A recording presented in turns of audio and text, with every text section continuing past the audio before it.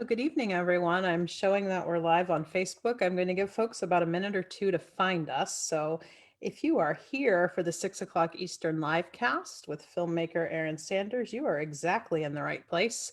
We'll get started formally here in the next minute or so. I'm going to share it over to my personal page, and if any of you are so inclined, you can do that. We'll get started formally here in the next. I hear you're on, yeah.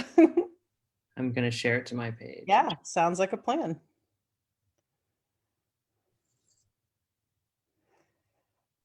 So for those of you who are joining us in real time, I do have the comments and questions thread open. So if at any point you'd like to post something interactive for us, I'd be happy to read the comment or to ask the question.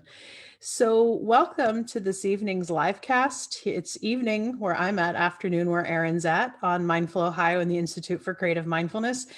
If you've joined us on livecast before, you will know that I cover a wide variety of issues surrounding trauma, social justice, and featuring artists and the great work that artists are doing. And this one is duly special to me because we're talking about an artist who is using his art to create some hope and healing for trauma.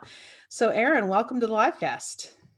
Thank you for having me. I'm so excited to be here. Yeah, this is the first time we're actually having a conversation as like a back and forth conversation, although Aaron interviewed me via email and we connected over the trauma and the 12 steps work through a common friend. So this feels like it's going to be a great getting to know each other party, and we're sharing it on social media. So Aaron, tell us a little bit about yourself and your background. Well, I am a former English professor. All I ever wanted to do was to write novels and teach at a university. So I did that. I got a PhD at the University of Connecticut, and then I moved down south and taught for 8 years at a university called Columbus State. And I continued to publish short fiction and eventually published my first novel, a mystery novel featuring Walt Whitman as the main character called Speakers of the Dead. And, it was weird because I got to that point and I sort of had ticked every box on my list and I just wasn't quite feeling satisfied. So I, I kind of, I got really burned out, I think, teaching, writing. I went on a book tour and I just couldn't do it all anymore. And I realized that what I really wanted to do was to write full time. Mhm. So I moved to Los Angeles and started to, develop a career out here as a full time writer. So I also write scripts. So I started kind of moving over into the script world and filmmaking world. Mhm. And it was here I decided when I moved to Los Angeles that I wanted to try different neighborhoods. So I started in Silver Lake, where I rented a bed and breakfast or an Airbnb for 1 month. And then the second Airbnb was in Fairfax, the Fairfax district. And I moved into this like lovely 2-bedroom apartment. And with my roommate was this woman named Linda. And Linda and I became very good friends, and then we eventually fell in love, so I never left. Aw. And yes, and it was like it was, everybody says when we tell them the story, well, you should write a romantic comedy or about it. But what happened was is um once we started dating, once we crossed over, I started having severe emotional dysregulation problems that I'd never had in my entire life. And I had no idea what was wrong. From my perspective, I had just met, you know, the person of my dreams. I was finally doing exactly what I wanted to do. I had the courage to leave a career and start over. And I couldn't live. Like I just couldn't do the things that I used to do. And long story short, I was finally saw the right person. I mean, I remember in the worst of it, I saw 4 therapists in 1 week. Wow. Yeah. I couldn't find the right help. It was so frustrating. And, you know, the talk therapy was making it worse, not better. Yeah. And it was so weird because I really had, I mean, I'd kind of lived, like I said, I accomplished all my goals and I'd done these things. And then suddenly it was like I just couldn't function at all. Mm. So finally I was diagnosed with CPTSD Mhm. from, severe childhood trauma. And my life came into focus. Mm. And, and so, but as part of like the really difficult period, I had two 72-hour holds. Mhm. And it was after the first one that I decided I couldn't keep this in anymore. And I decided to write about it. Mm. So I kind of I was like, I'm a trained writer. It's one thing I can do. I'm just going to write about it. And I'm going to write about it in a way that nobody can tell me what's right and what's wrong. And I'm just going to write. So I started 72hourhold.com and just started telling my story. And the first part of it was very rocky because I was still in the early stages of recovery and I had to go into the psych ward one more time. And, and I wrote all about it. And what I realized is that once I started to stabilize myself, my, uh, that me telling my story was starting to have an impact on other people. And so I didn't really want to keep writing about, Mhm. I, I call myself, I say I didn't want to be a trauma boy, Okay. but it's kind of like what I was given. Right. And and so I just started going with it and continued to work on it that way. So, and then, we'll talk about the movie in a bit, but eventually I decided I needed to make this movie as part of that work. Right. So it's interesting you talked about Trauma Boy. A couple years ago, a few of my friends got me a mug that said Trauma Queen. And I didn't know whether to take that as an honor or oh no, this has become such a big part of my identity. And other people have called me that before. And like you, I kind of go with it because I mean, I will say that I have the life I have today because I've embraced trauma recovery.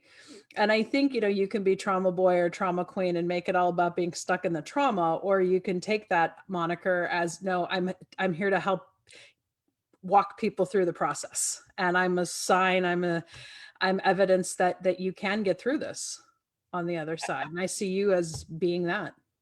Well, thank you. I hope that comes through in my work because I mean, I still remember one day Linda, who has been, I mean, I couldn't have done this without such a supportive partner, Right. but she looked at me one day and she's like, we didn't do all this and get better just so we could have another good day. Like Mhm. we have to share this with people.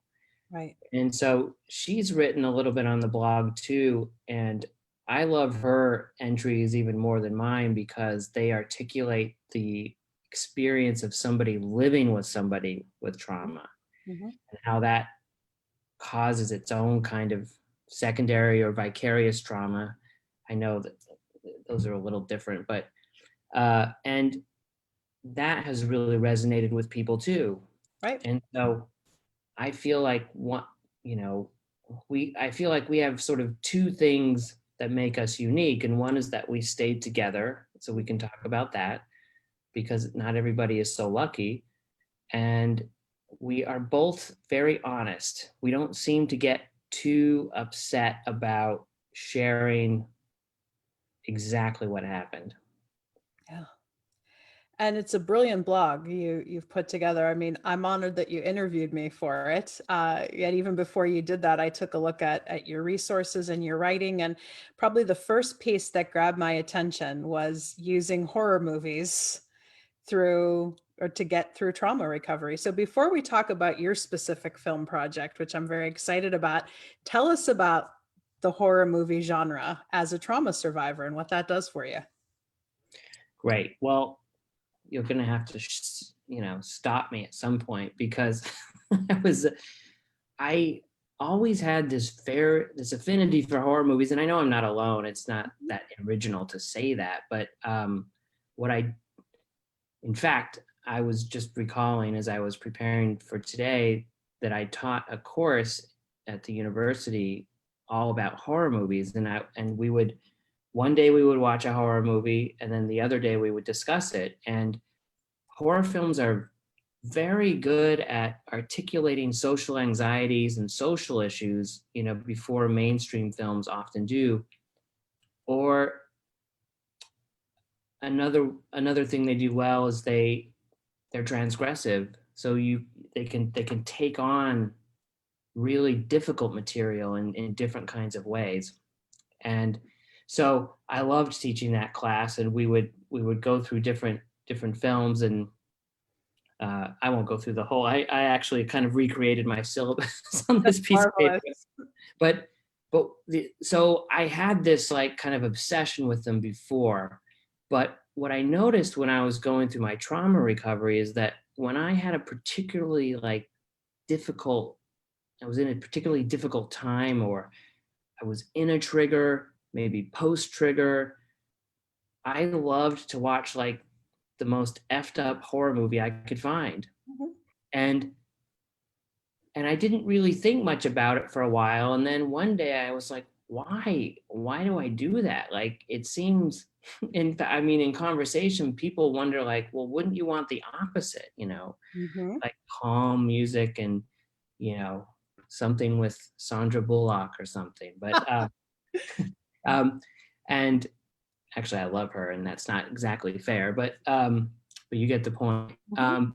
They She was in a horror movie not too long ago.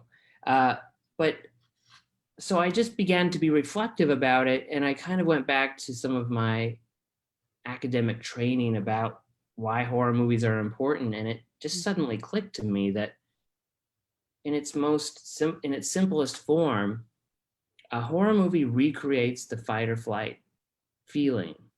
For sure. And so, but it does it in a way that's safe. You don't, I at least don't ever feel like I'm disappearing into the movie, Mm. but I feel all of the emotions coming. Mhm. And but they end, they, even if everybody dies in the movie ends, and you have credits, and it's over. Mhm. And there's something so therapeutic about that for me. Mhm. So it's a safe way to kind of, I feel like in a way, living in such a hyper aroused state for so long, you have to train yourself to not live in that state. Right. Like, it's very odd to feel okay. Yeah. And I have talked to other trauma survivors too. And it's like trauma boredom. Mhm. And so I feel like those movies are ways of like kind of starting in that aroused state and then moving back into the non-aroused state after the movie ends. Sure. So for you, it's horror movies, and I will also say that it's an experience I've heard shared from my clients before. Several people who work with me in my company are horror movie fanatics, and as soon as I told them about your work, I actually, as soon as I read that blog, I knew three people immediately that I sent it to, saying you really got to check this out. And I've also had clients of mine talk about their love of shows like Law and Order, SVU, sometimes true crime stuff. And I remember once years ago asking a client, because I had a hard time seeing the connect at first. And she said, but for me, there's usually some kind of, retribution or justice at the end. And Mhm. that's what helps me kind of get through it. And for her, it was very therapeutic. And then I started to piece together that for me, it's been disaster movies and Mhm. apocalyptic movies through most of my life. Because when I was a child, I liked them. Growing up in a lot of what I grew up in, I always said there was something compelling about like the fake newscasts that were made to look real, Oh and yeah. this sense of, oh my, we're really in a trouble here. And then I really tapped into it when I was working on my master's. I was about 24 years old. And I found that if I left a disaster movie playing in the background as white noise while I was writing a paper, it was so it hadn't didn't it couldn't be a movie I needed to see fresh. I have my series of like 5 or 6 disaster apocalyptic movies that are go-tos for me, and I just keep them on in the back. That started in grad school, and I still do it now as a professional writer. When I'm especially when I'm in a writer's block type of phase, I put the movie on just in the back, and it gives me some kind of comfort. So when one of my co-authors, when I told him my secret, like, hey, I write with disaster movies on in the back, he said, so if I start reading all kind of earthquake examples in this book on trauma, I'll know. And in a way, I've kind of looked at it and it's mystified me. But one of my dear friends in that graduate school era said, I think you feel safe and warm in your little space, no matter how much chaos is going on in your life. There's something about watching this play out up on screen that it helps you feel safer in comparison. So I think that could be part of it. And I also think the apocalyptic, the disaster movies have this component of triumph of the human spirit to them Hmm. that I also find. And fundamentally, I think it is the survivor spirit in people that I connect to. I think that's right. And I think also there's this, let's see, what was it? I just lost it. There's the, oh, I know for me, well, first of all, before I say this, what's your favorite disaster movie? I have Well, to I have what's to the pick what this one. Oh, what's the so one you put on a lot? yeah, so the ones I put on a lot. So if we're talking pure disaster movies that are more of the modern era, The Day After Tomorrow, Hmm. really anything Roland Emmerich has done. So I mean, Independence Day is a little more apocalyptic than disaster, but Independence Day is one of them. I'm more in the apocalyptic range. Stephen King's The Stand, the original one from the 90s. And it's a 4-part miniseries. So Yeah. I can get a lot of writing done while that's playing. And indeed, at the beginning of the pandemic, I sat down and watched it with one of the kids because I'm like, this is what's been getting me ready for all of this. So yeah, those are some of my go-tos. And honestly, Aaron, there are some horrible, bad made-for-TV movie ones that no one has probably heard of, but I have DVDs of them, and you know, It, whatever works. yeah, I think I think for me too, the horror genre, it's a space in which transgressive acts happen. right. And and for me, what happened to me was very transgressive, of course. Mhm. And so I find them extremely honest in a weird way, where what happened to me is, I mean, because so many people don't like to talk about it. Yeah. And and I mean, a shorthand way of saying it is horror movies will go there. They'll talk about it. Mhm.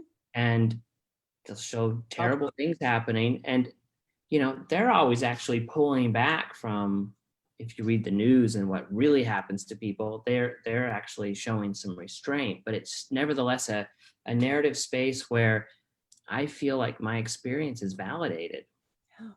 and it's extremely powerful. So now you're going to make one. Yes. Let's talk about your project, Garage. Well, I'm really grateful to get to talk about Garage. Garage came out of the trauma work, Mm. but it came specifically, there were like two things that started the ball rolling. Whenever I grew up in Utah, and that's where the abuse happened, and it Mm. was in the garage, obviously. That you don't have to read tea leaves to know that. Mm. But I found myself going back to the house where it happened, often early in the morning because I'm an early riser. So it would often be dark, like 4 or 5 in the morning.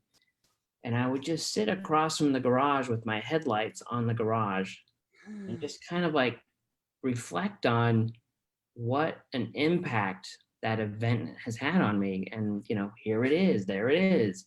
And, I also went, part of that whole investigation was to find out that the guy that did it to me committed suicide at 40. And Mm. I went to his grave, found where he was cremated and where his ashes were. And so I did a lot of that kind of work. But it's that image of my headlights on the garage that started the idea for the movie. And Yeah. around that time, I heard a podcast with Lulu Wang, who did The Farewell, and Mm-hmm. not a horror movie, but she was just talking about how she didn't know anything about making films, and she still decided to make her first film, and that it came out of a very personal experience. And I don't know, there was something about those two moments where I was like, I've got to make this film. And I told Linda, my partner, about it, and I thought that she would say, no way. Mm-hmm. And she was like, okay, let's do it. Because she's a producer. She's been a producer for many years in Hollywood. So she kind of knows how to do it. So we so I had this like longer piece, feature length script for called Garage that I then turned into a short film. And what happened was is it actually got better and better. Yeah. And it became clear to me that what I was writing about was what it's like to live with untreated trauma. And I didn't know that at first, but it all started to come together because I was like, living with untreated trauma is living a horror movie. For sure. And flashbacks, PTSD flashbacks, they are real ghosts. Mm-hmm. And you don't really have to stretch into some weird, you know, mythology to find the horror there. Yeah. And so the basic idea is that you open with the abduction, and then you fast forward 40 years with the guy's headlights on the garage, and he's there, he's trying to get better, and he has no idea how. Yeah. He's basically me when I was going to 4 therapists a week, Mm-hmm. having no clue.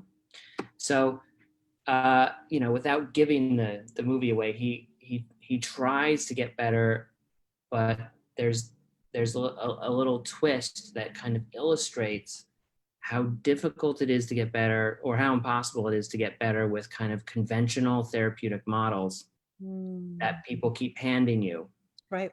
at first. And it's the process has been so interesting because we thought, I think, that when we would have to finish the film and travel, because we want to travel around with it and speak, Mm-hmm. show it and speak, uh, but we've already started to connect with so many people through our Kickstarter campaign, for example. And I just shared it in the comments, the Oh, thank Kickstarter. you. So, yep, go on. Yeah, the Kickstarter campaign has been an extremely emotional experience because we've had so many people reach out to us and say, I'm a survivor, go, I can't tell my story, I'm glad you're telling yours. Right. And it's just, and we've had people contribute to the film that we don't know, that have been so moved by what we're talking about that they just they pitch in. And I just didn't anticipate this part of it, so I'm getting cold chills now thinking about it, because it's just been so affirming. I felt, I guess, when I started writing the blog, like it was to save my own life, and I honestly didn't anticipate anybody reading it. And as a writer who dealt with editors and things like that, I just wanted the freedom to tell my story the way I wanted to tell it. I relate. Yep. So, but now, now there's kind of an audience building for the website, an audience building for the film, and I realize that people are really hungry for what I call radical disclosure of trauma. Radical disclosure, vulnerability is a big part of what I promote in my work, because I think even amongst professionals, I mean, so much of the work I've had to do is let's talk about our own stuff, that it's not an us versus them the type of mentality that the field has tried to create. um, I mean, I got into this because I have a story, and because I still continue to heal from the way that story can impact me. That fuels me to do the work that I do. So radical disclosure, radical vulnerability, and another reason I connected so strongly with you is this use of the arts as a vehicle for healing, whether it be your writing, whether it be film. I'm all down with that, and it's just really cool to meet a fellow artist who embraces all that. I feel the same way. In fact, when I first came across your work, I mean, I always keep thinking like, why didn't I find you sooner? Because it just all makes so much sense. And like, I feel like, you're, you've done so much great work for the trauma community that I knew immediately that you're doing the right kind of work. And I don't mean that in any kind of weird way. It's just, and a lot of people are trying to do good work, but they're just not trauma informed. Let's talk about that, because you have mentioned a couple times in the interview kind of the horror, if you will, of going to four therapists, the horror of talk therapy, regurgitating it. So something that I know a lot of my listeners would find useful, because a lot of therapists will be listening to this, is what was it, if you don't mind sharing, that was useful for you, whether it was a specific modality, a specific approach, what kind of got you through the darkest part? Well, it was Linda, first of all. Luckily, I don't know why, but she had this sense of who I was before I fell apart. Mm, And that was enough for her to cling on to while I was falling apart. She went on a search. mm, She started keeping a log of all different kinds of help and numbers. And when I first started to have real trouble with like suicidal ideation and things, she called a number uh, for help, and I think it was the RAIN hot, mm, mhm, and it may have even in the end been a domestic violence hotline. Not because I wasn't hurting her, but I was just out of control. And so that phone call connected us with a place called Peace Over Violence in mm, Los Angeles. And we called them, and it turns out they have a program for male survivors. mm, So that is what changed everything, because I had an intake with a guy there who was trauma informed. And talking with him, it was like a 90-minute intake. It was the first time I felt like somebody knew what was wrong and heard what I was saying. And it meant so much to be heard. mhm, It was so powerful. And but what happened from there is it was a little rocky from there, because it's very difficult to get male survivors together. mhm, I'm sure you know. mhm, And it took 6 months to assemble a group of 8 men who were going to go through this group therapy, like this once a week therapeutic course, basically, where we would meet together for 3 hours a week. And so I stumbled a little bit until that happened, but finally got into that program. They also offered individual therapy, EMDR, and even gave couples therapy a little bit until things stabilized. And that was the turning point for me. Being in a room with other male survivors like changed everything. And hearing, what the things that had happened to us were all different, but we were all having the same kinds of feelings and struggles. And I got very close, in fact, with two guys in that program, and we're still in touch. And now I go to a male survivors group once a week. That's not part of the Peace Over Violence, but it's an independent male survivors group. And that continues to just be a very important part of my recovery. So, but long story short, just finding a trauma-informed therapist. yeah. So, Thank you for that, because I really think it's affirming to a lot of therapists I serve who believe that this is the kind of care we need to promote more radically in the world. So mhm. just thank you so much for all that you're doing. I know we've talked a little bit about the Kickstarter. I've shared it again. Anything else you want to give people in terms of how they could find you, how they can connect with you? Well, they can find me on 72hourhold.com. Okay. Uh, that's where I think I Good would that send too. people. Mhm. And then, our Kickstarter is www.garagemovie.com. And, you can Google me if you're interested in my book, which it turns out is a lot about trauma. I just didn't know it at the time. Mhm. And uh, yeah, and I'm also on Twitter and Instagram. So, Yes.